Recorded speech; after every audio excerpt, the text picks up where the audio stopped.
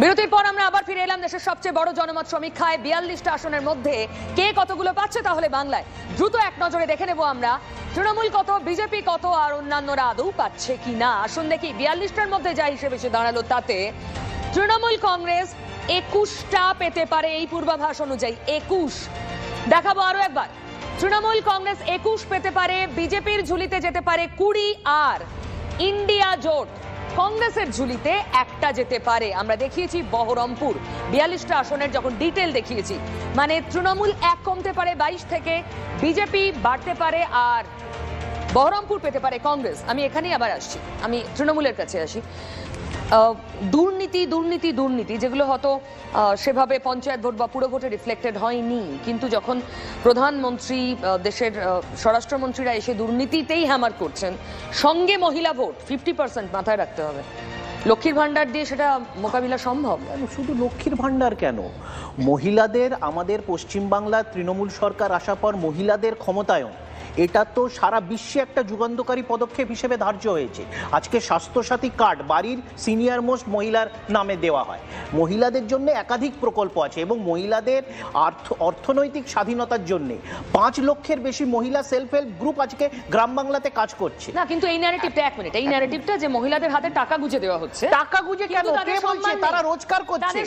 আমি আবার বলছি, এই যে এই ন্যারেটিভ গুলো তো বিজেপি খাওয়াতে গেছিল অ্যাকশন ইন মিডিয়া, শুধু খাইনি, সেটাকে দিনের পর দিন সন্ধ্যা আলোচনায় সেটা প্রচার করেছে। তো সুতরাং ইলেকটোরাল বন্ড যেরকম একদিকে আছে এবং অনেক ব্যবসায়িক গোষ্ঠী আবার চ্যানেল খুলেছে এবং বিজেপির প্রচার করছে, এটা বিষয় না। বিজেপিকে দেখতে হবে, মানুষ তো তুল্যমূল্য বিচার করবে। আজকে মানুষ দেখছে সন্দেশখালীর শেখ শাহজাহান জেলের ভিতরে, কিন্তু যখন শাহজাহান শেখ হয় জেলে যায়, কিন্তু যখন শাহজাহান সিং হয়ে যায়, তার নাম যখন ব্রিজভূষণ হয়ে যায়, তখন সে অভিযোগ সত্ত্বেও সে নির্লজ্জের মতো তাকে প্রোটেকশন দেওয়া হয়। মণিপুরের কি হয়? মানুষ তো এইগুলো তুল্যমূল্য বিচার করবে। আর এখানে শঙ্কর একটু আগে বলল, আমি বলছি, আমি জানি তো, বললাম তো, শঙ্কর একটু আগে বলল যে নাকি প্রধানমন্ত্রীর র্যালিতে নাকি মানুষের ঢল। এতই মানুষের ঢল যে শঙ্করের একজন নেমসেক, তার নামও শঙ্কর কুমার দেশমুখ, বিজেপির কর্মী, আজকে পুলিশে ডায়েরি করেছে। মোদির র্যালিতে যেতে পারেনি বলে বিজেপির লোকেরা বেধড়ক মার মেরেছে। তো সুতরাং বিজেপির কি অবস্থা, এখন নিজের কর্মীকে প্রধানমন্ত্রীর মিটিং এ যেতে পারছে না বলে তাকে পেটাতে হচ্ছে। তো এই তো করুণ অবস্থা। পঙ্কজ বাবু, না, বিষয়টা হচ্ছে যে যেটা তুমি বললে, যেমন ধরুন সরকারি কর্মচারী, আজকে ওয়েস্ট বেঙ্গলে এই মুহূর্তে দাঁড়িয়ে, মানে এখনো যেহেতু এপ্রিল মাস, এখনো যে ডিএটা রাজ্য সরকারি কর্মচারীরা পায় সেটা হচ্ছে 10%। কেন্দ্রীয় সরকার শুধু নয়, উড়িষ্যা, বিহার, ঝাড়খণ্ড, উত্তরপ্রদেশ, গুজরাট, মহারাষ্ট্র, একের পর এক দুটো রাজ্যে তুলনামূলকভাবে কম ডিএ আছে, তাও পশ্চিমবঙ্গের বেশি, সেটা হচ্ছে কেরল এবং ত্রিপুরা।